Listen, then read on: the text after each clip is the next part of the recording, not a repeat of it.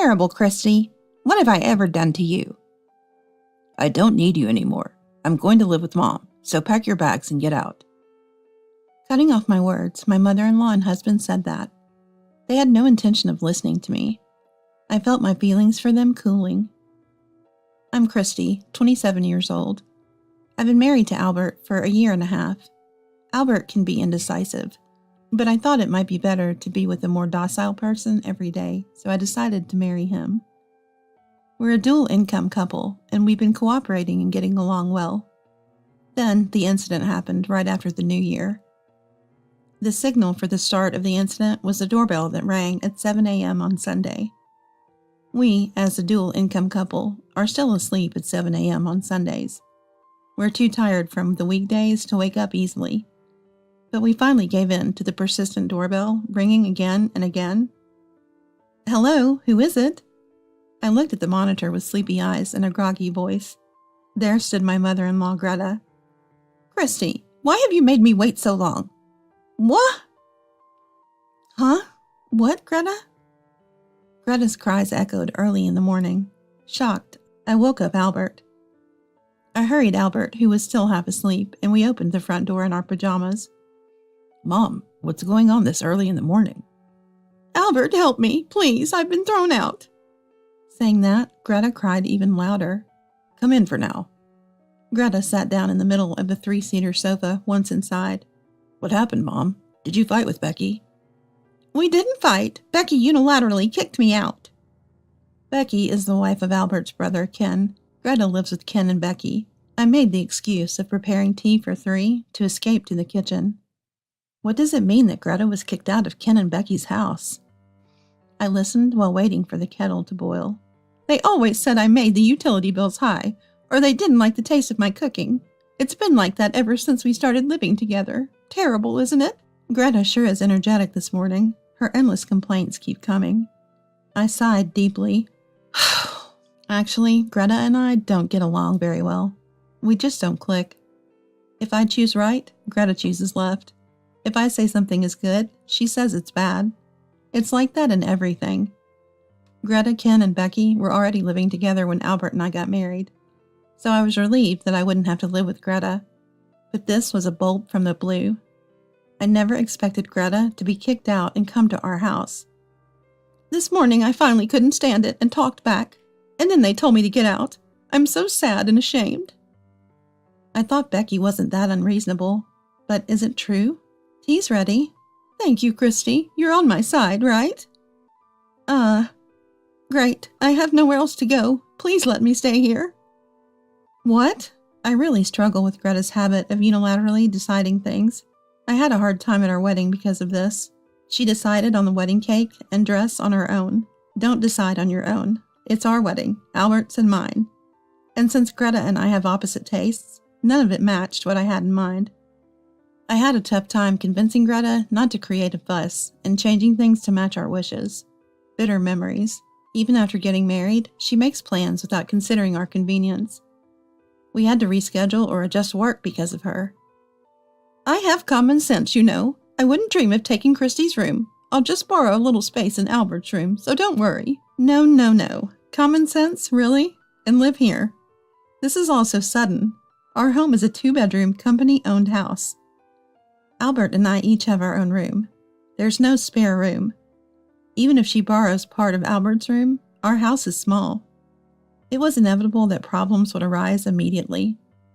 Is she really going to settle here? Greta? A crazy thing happened on a Sunday morning. After breakfast, Greta holed up in Albert's room. Albert went into his room to listen to Greta's story. I sighed deeply while cleaning up after the breakfast for 3. First, I decided to talk to Becky. Since Albert is listening to Greta, I'll leave that to him. I need to understand the situation by combining both sides of the story. Albert, Greta, I'm going out to do some shopping for lunch. I called out from the living room, and Albert and Greta showed their faces from the door. Take care. Be careful, Christy. Okay. 2 similar faces peeked out from the door. They really are mother and son, I thought again.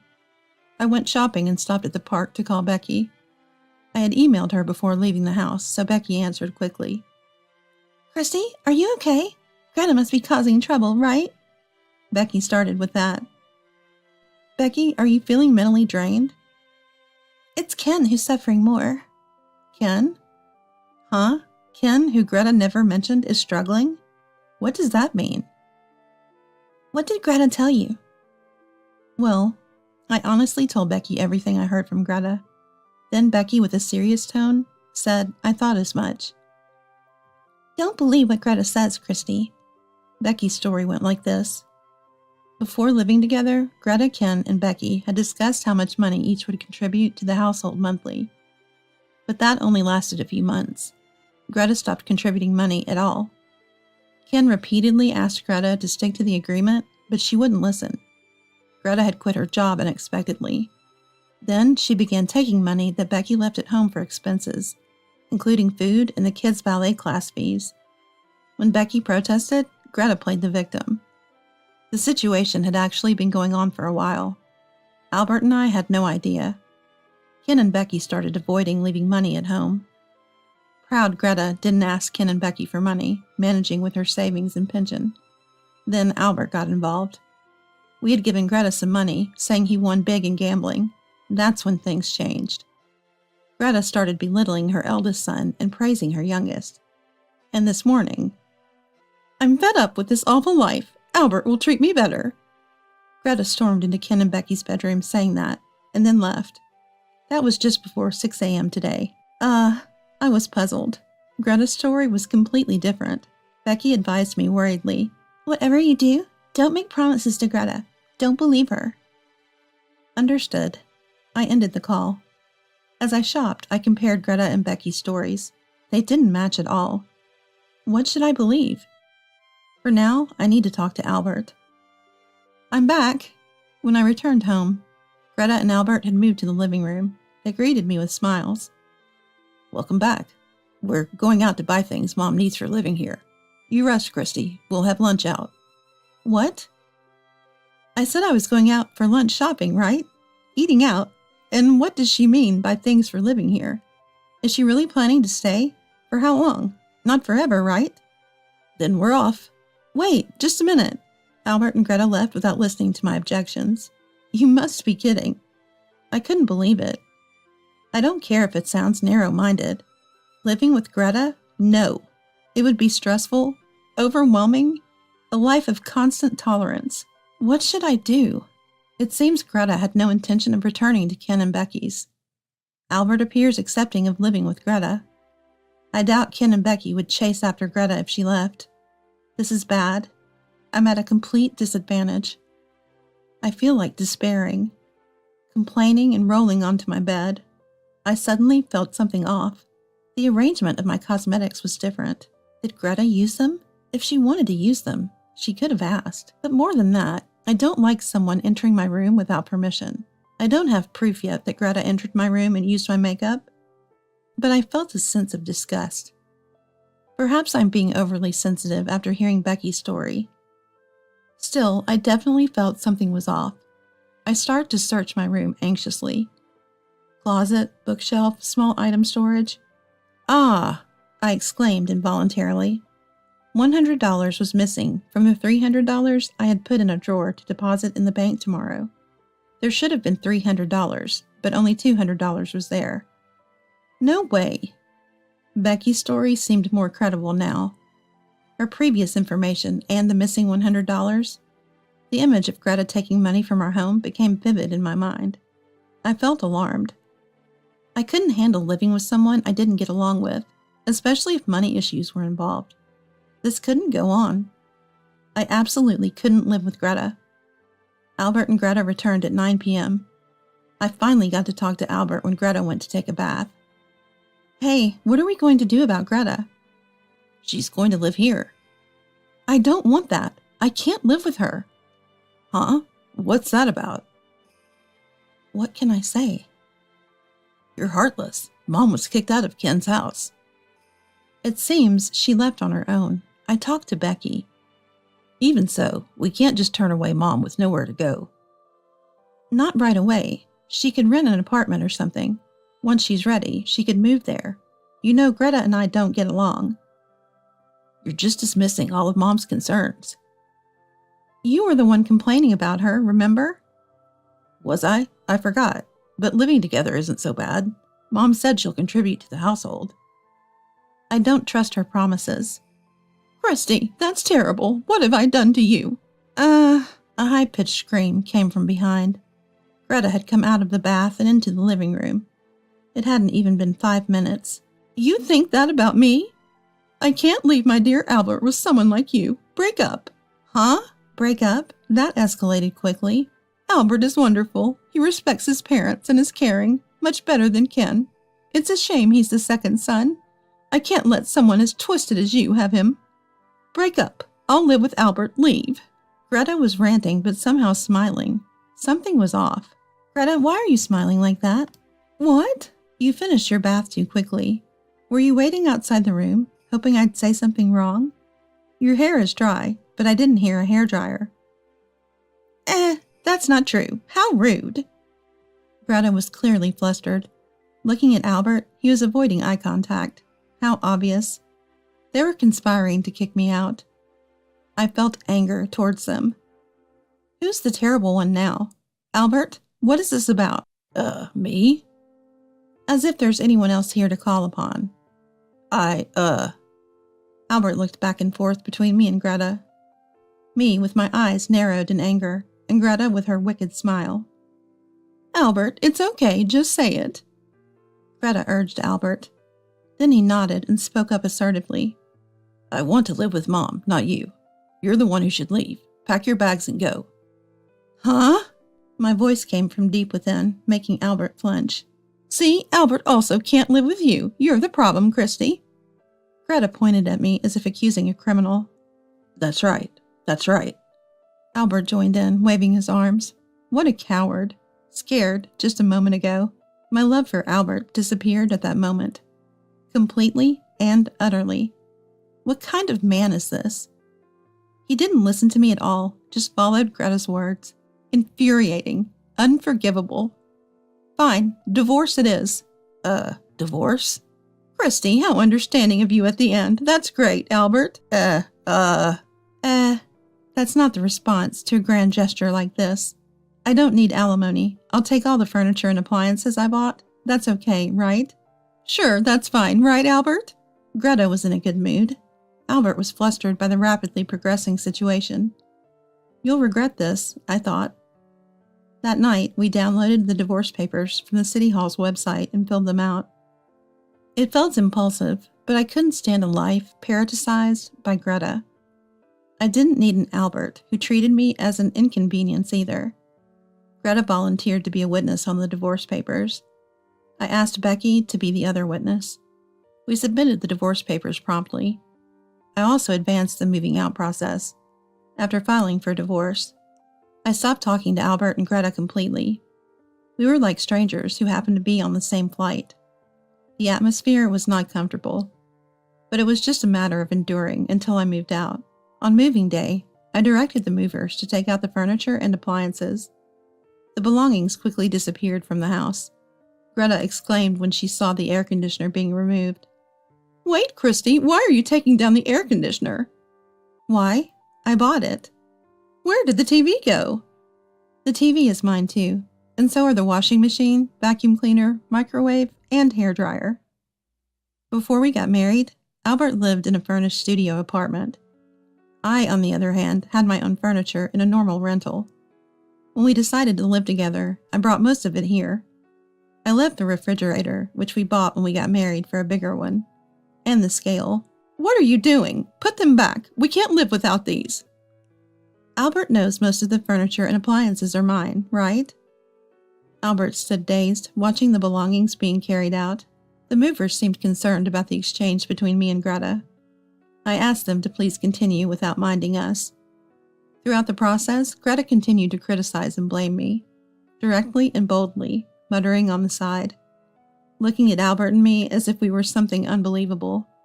Pretending to cry and collapse, she kept attacking me in various ways. It was impressive how she showed so many reactions in such a short time. I think it's amazing. Maybe Ken became mentally worn down, being constantly spoken ill of by Greta. I feel sympathy for him. When the work was done, I asked Greta, "By the way, have you decided where you're moving to?" "Moving? Where to?" "Yes, after all, this place is a company-owned house of my company." "What?" Greta was shocked. "Company-owned house? Of your employer?" "Yes, so if I leave, you too can't stay here." "What?" "I've already informed my company about the divorce and given them Albert's contact details. I think the HR department will contact you soon." "Goodbye then." I cheerfully said my farewell. Greta looked stunned. Albert just nodded vaguely. My new place is a single-person company-owned house. The one I lived in until recently was a family-type company-owned house. Moving has shortened my commute and given me more time in the mornings.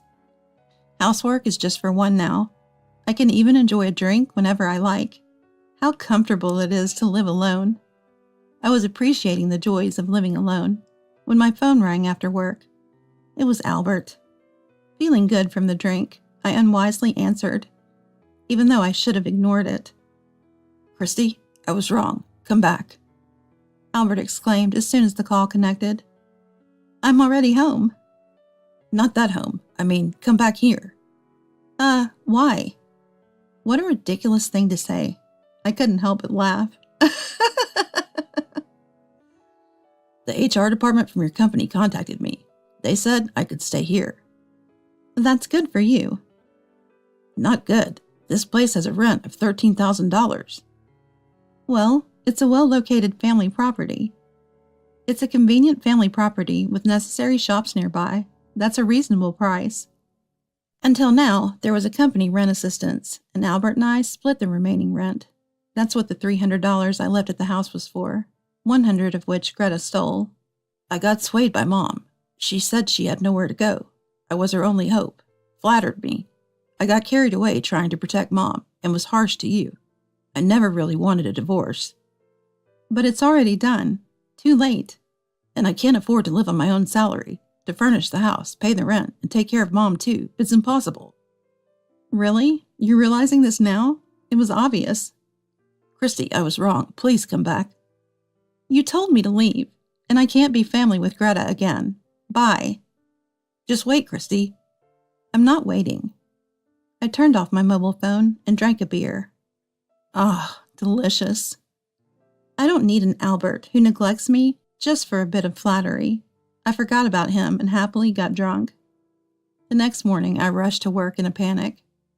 I turned off my phone last night, forgetting about the alarm, and nearly overslept. When I arrived at work, before the start time, I checked my phone. As expected, there were countless messages from Albert. I ignored them all. What I wanted to see was, there it is, an email from Becky. "Enjoying your single life? Thanks to you, our family's move is complete." Great. They finished moving too. Actually, I had anticipated Albert's failure and suggested moving to Ken and Becky. Albert likely couldn't maintain the standard of living Greta desired, so Greta would inevitably return to Ken and Becky. They definitely wanted to avoid that. So the plan was to move away before Greta shamelessly came back. I made the suggestion when I asked Becky to be a witness for the divorce. Ken and Becky held family meetings and decided to move. Their new location is unknown to me. I texted Becky, "Congratulations, I'm relieved." Months later, Albert and Greta moved out of that company-owned house. They had no choice but to move.